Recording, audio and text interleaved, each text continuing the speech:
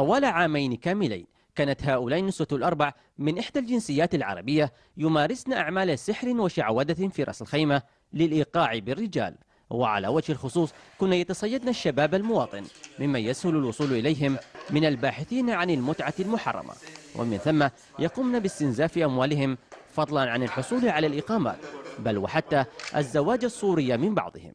الخلاف بين المتهمات هو ما أوقعهن في قبضة الشرطة بعد أن قامت إحداهن بالإبلاغ عن القضية، وحينها انقلب السحر على الساحر، فتم إعداد كمين محكم ومداهمة الشقة التي يقومن بها، فتم ضبطهن فضلا عن شاب مواطن، فيما تم تحريز مجموعة من الأعشاب ومواد التنظيف التي تستخدم في أمور السحر والشعوذة، فضلا عن محارم ورقية تحتوي على ملوثات ذكرية لأحد الأشخاص بعد علاقات جنسية محرمة. القضية هذه جعلت المسؤولين يسلطون الضوء على قضايا ومشاكل ترتكبها تلك الجنسية مع تزايد معدلاتها. فئة الشباب المواطن هي الفئة المستهدفة، أضف إلى بعض الفئات اللي هم من أرباب الأسر وغيرها. طبعا احنا اقلقنا الموضوع لان في الاحصاءات الاخيره في السنوات الاخيره زادت مشاكل الاسر، وخلال البحث والتحقيقات اللي اجريناها اتضح ان هذه الجنسيه هي سبب خراب الاسر بنسبه 80 الى 90%.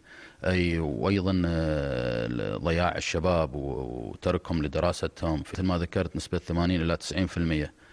كان عندنا بحدود يعني أكثر من 100 شخص سنويا أو 100 شاب سنويا. هذا غير الأسر اللي تتعرض بشكل شهري ما يقل عن 15 إلى 20 أسرة. كما أن هذه القضية فتحت الباب للحديث عن ضحايا كثر لتلك التصرفات من أعمال سحر وشعوذة، وكم من بيوت تلك التي هدمت بأكملها لتحقيق غايات ومآرب دانية، مستدلين على طرود بريدية تم الكشف عنها واتضح أنها تستخدم لأغراض السحر والشعوذة.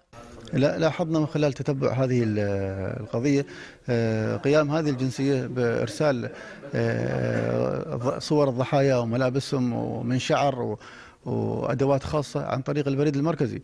لذلك تم التنسيق مع البريد المركزي في حالة اشتباه بأي مادة محولة أو مصدرة عن طريقهم إبلاغنا مباشرة أول بأول.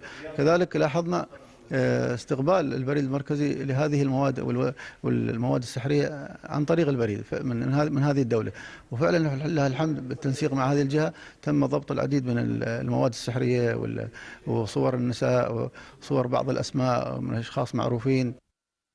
وهنا نسلط الضوء على انتشار فتيات تلك الجنسية في كثير من المقاهي ومحال الإنترنت، والتي تستخدم أعدادا كبيرة منهن، ومع استقطاب تلك المواقع للشباب الذي يسهل صيده، فإن الجهات الأمنية تنبهت للقضية وهي بصدد اتخاذ إجراءات لتقنين تلك الأعداد، فيما تبرز ضرورة التقيد بتعاليم ديننا الحنيف والترويح عن النفس بالطرق السوية وفي الأماكن الآمنة والبعيدة عن مواطن الفساد والفتن.